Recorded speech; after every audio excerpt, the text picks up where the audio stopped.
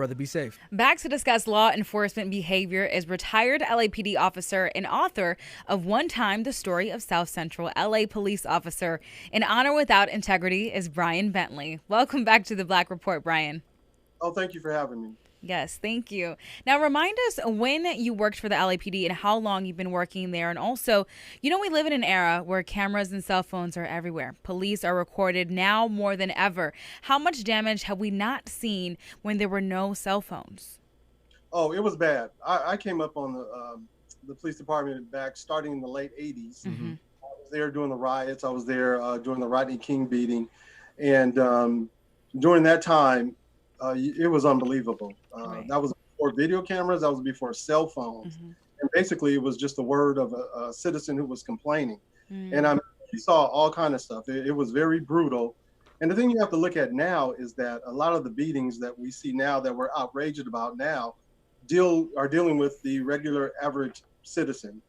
Gang members get beat all day long, all night long. That's a culture that you don't see. They don't complain because they don't feel like they have any value. They don't feel like their complaints are worth anything. Mm-hmm. So they don't generally make complaints, but they get their butt whipped every day, all day long. Now, how do you feel about defunding the police, and why is the police union so angry about it? That's a great question because that's the hot topic right now. Mm-hmm. Right.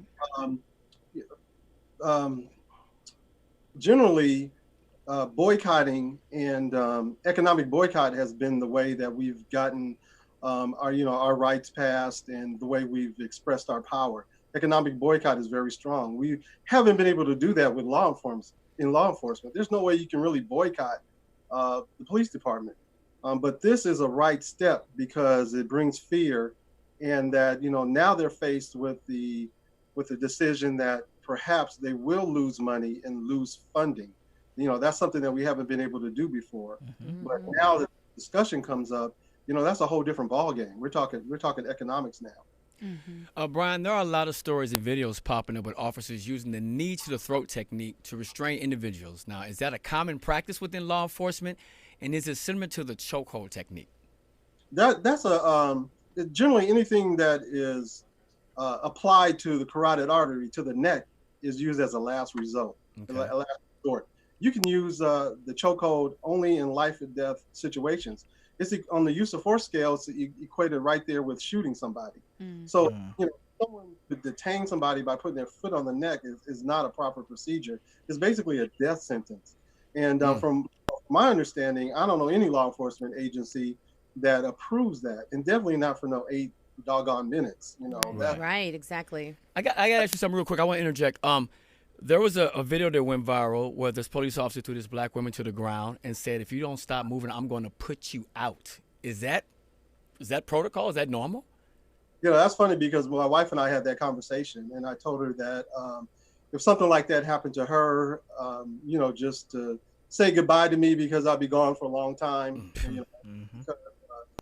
That was just ridiculous. Right.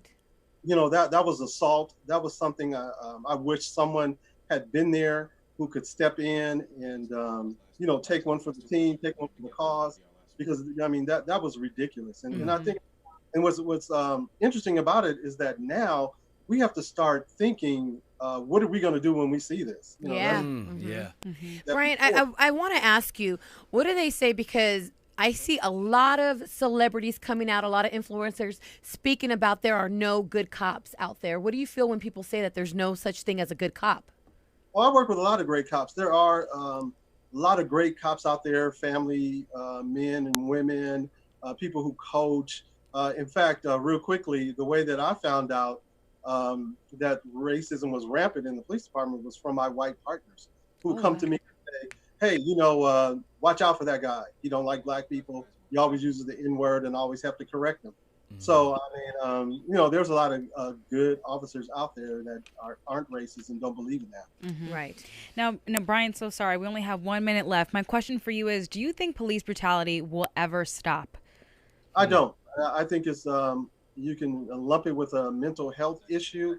Police officers are addicted to the violence. They love it. They love the power and authority that their badge represents, and the gun that's a lot of power, and some people can't handle it. And I think that, and what we're trying to do is we should not be trying to hold officers accountable. We need to stop them from killing us. So I just don't think that, that will ever go away. Yes. Well, look, Brian, once again, we thank you so much for joining us in the Black